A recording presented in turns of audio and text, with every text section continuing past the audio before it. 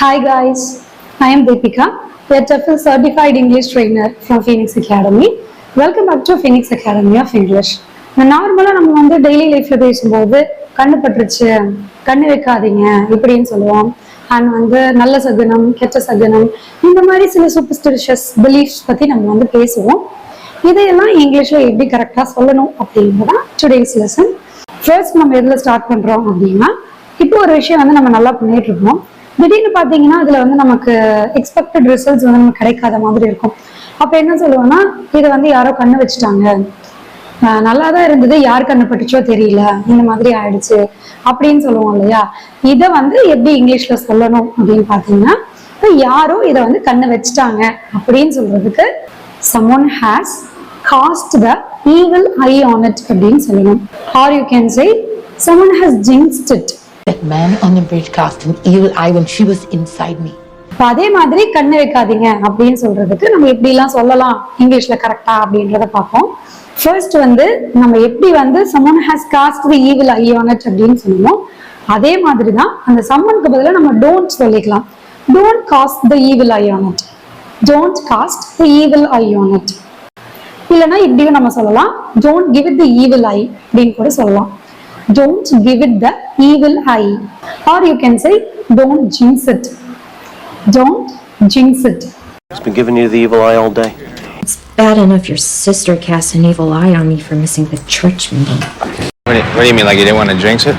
Kinda. Moving on to the next one. Next one நம்ம என்ன பார்க்கறோம்னு பாத்தீங்கன்னா, சில நேரத்துல ஒரு சில விஷயங்கள் பத்தி நம்மளே ரொம்ப பெருமையா சொல்லிடுவோம்.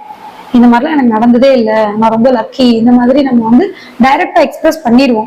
பண்ணினதுக்கு அப்புறம் எங்க நம்ம சொன்னதுனால நமக்கு ஏதாவது நடந்துருமோ, நம்ம சொன்ன விஷயம் வந்து that will invite any bad luck அப்படின்னு நமக்கு தோணுச்சுன்னா அந்த டைம்ல இந்த ரெண்டு ஃப்ரேஸும் யூஸ் பண்ணுவாங்க. என்னன்னா டச் வுட் அப்படின்னு சொல்லலாம், இல்லைன்னா நாக் ஆன் வுட் அப்படின்னு சொல்லலாம். Touch wood or knock on wood. The meeting went perfectly, touch wood. நம்ம வந்து தமிழ்ல நல்ல சகுனம், கெட்ட சகுனம் அப்படின்லாம் சொல்லுவோம் இல்லையா. இப்போ வந்து ஒரு பாசிட்டிவ் சைன், ஒரு விஷயத்த பார்த்தா நமக்கு வந்து நல்லதுதான் நடக்கும் அப்படின்னு நம்ம நம்புவோம். இப்போ ஃபார் எக்ஸாம்பிள் வந்து நம்ம எங்கேயாவது வெளியே போகும்போது பூனை குறுக்க போயிடுச்சுன்னா அது வந்து ஒரு கெட்ட சகுனம் அப்படின்னு சொல்லுவாங்க. Whether it is true R not, but இது ஒரு சூப்பர்ஸ்டிஷியஸ் பிலீஃப் அப்படின்னு நம்ம சொல்லலாம். அந்த மாதிரியான விஷயத்த வந்து இங்கிலீஷ்ல எப்படி சொல்லணும்னா, நல்ல சகுனம் அப்படிங்கிறதுக்கு குட் ஓமன் அப்படின்னு சொல்லணும்.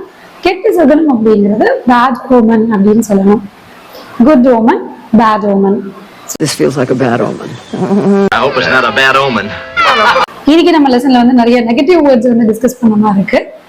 இன்னொரு ரெண்டு பாசிட்டிவ் ஃப்ரேசஸ் வந்து நம்ம டிஸ்கஸ் பண்ணிட்டு இந்த லெசனை வந்து ஃபினிஷ் பண்ணிக்கலாம். ஃபர்ஸ்ட் ஃப்ரேஸ் என்னன்னா cross your fingers. இந்த cross your fingers எப்ப சொல்லுவோம்னா, நம்பிக்கையா இருங்க, நல்லதே நடக்கும் அப்படின்னு நம்ம நம்பலாம் அப்படின்னு சொல்லுவோம் இல்லையா.